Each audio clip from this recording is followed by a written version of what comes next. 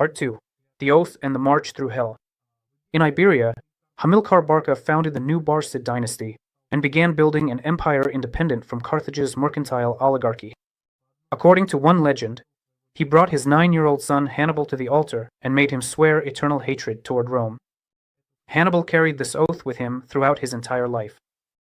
After Hamilcar's death, his son-in-law Hasdrubal continued his work, and in 221 BC, Hannibal became the commander-in-chief. He was only 25 years old, but his military genius already surpassed that of any of his contemporaries.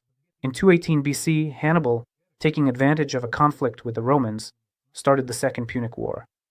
But instead of fighting in Iberia or at sea, he made a move that no one expected. He assembled an army of 90,000 infantry, 12,000 cavalry, and 37 war elephants, and he marched north through the impassable Pyrenees in Gaul and then across the Alps. This campaign became legendary. The army marched along narrow paths, over snow-covered passes, fighting local tribes and losing men and animals every day. Ancient historians wrote that they had to break through rocks and ice, splitting them with hot vinegar and fire. Hannibal lost most of his army, but his sudden appearance in northern Italy was a real shock for Rome.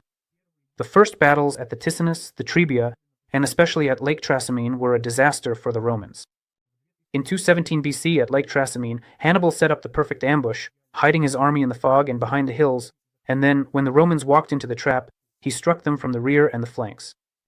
Can you imagine the terror of a Roman legionary, trapped between the enemy and the waters of the lake, with no way to retreat?